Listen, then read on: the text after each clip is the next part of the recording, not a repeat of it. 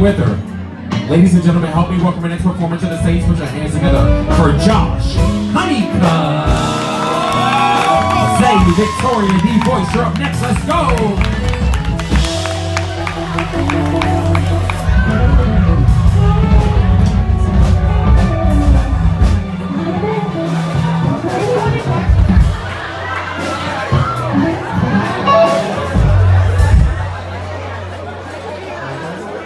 I know we got a bunch of millennials and everything in here, so let me just get your attention span. You care if I'm open for a few minutes? You care if I'm open for a few minutes?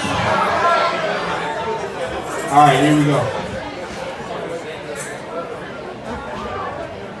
I was once told that fear is a perverse faith, and that we allow whatever it is we're afraid of to look down at our own face and dictate every move that we make, even to the minds of our own fate. And I hate the very composition of its structure, because fear, it is more than puncture. It casts a tremendous shadow that tints every window of opportunity. An illusion that seduces infatuation with a failing conclusion. See, thousands, millions of people commit suicide because that perverse faith plucks the very promise from their eyes and replaces impossibility as their sight. But if you will allow me, let's make this personal. Go ahead and ask me, what am I afraid of? See, I was afraid of you.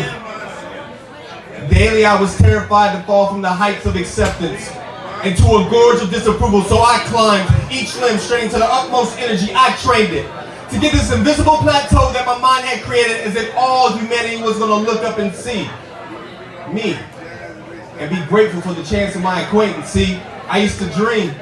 See, I used to dream of hitting that buzzer beater shot. And not to give glory to God like I ought, but to look in the stands and see how many hands and eyes that I caught. Society ripped me of integrity and blessed me with anguish, making me believe the possibility to breathe famous, but still appeal blameless. Oh, the errancy of control, because it dismisses any repercussions of the soul. Because I remember the first time I watched porn. See, this kid wanted to run out of the room so fast, but I couldn't escape my cousin's scorn. I was 9. I was only 9. And today, that war, that battle, that terror still goes on in my mind. But if you will allow me, let's make this personal. Go ahead and ask me, what am I afraid of? Honestly, honesty. That once I was your inspiration. Transparency I want to neglect, because the light will reflect every speck and every stain of a false song I project. See, perfection is not made plausible within our own flesh, but the hypocrisy will still scream if the virtue isn't met. My effort is in aborted because the destination is flawed. Now the honesty is crippled by the tips of the beast's claw. Well, honestly, honesty is just sacrifice executed by the jaw, and a gift freely given for the ones who aren't ashamed at all. So I try, I axe, I drill, I saw the superior skyscraping ego, and it still won't fall. Tyrannical in its nature, subduing my every action to obey its unruly law. But I see, I've always seen, I see the way each and one of you look at me, acting like we all don't bleed, as if we don't run after what we want rather than swim to what we need. And it starts before the age of 3, when we scream out, "Mommy, please," and she fails to give what we thought we ought to receive. You think that mentality ever leaves? Never. It just moves from the appearance of our parents and jumps on anyone and anything that our time inherits, including God. Because truthfully, half of these so-called Christians have caught the ill symptoms of a self-justified system. See, our own flaws have become married to human laws.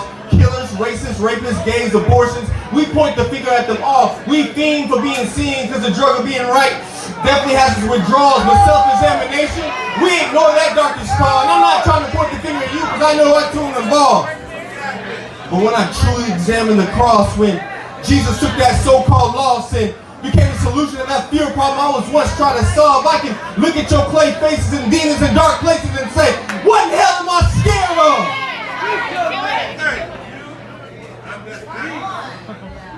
What on earth do I fear? Now, just Jehovah, the one that was and is and soon to come. The one that gave his only begotten son, reverential fear that now steers his very words driven out my mouth that echoes upon your ears. See, I'm no longer trapped by synthetic fabrication, but a life dedicated to fit the mold of my creator's imagination. So I press toward the mark of the prize of the high calling. See, I'm emancipated from lies of self-worth and expectation. Fear no longer can paralyze the right given by salvation. But if you will allow me, let's make this personal. Let me ask you, what are you afraid of?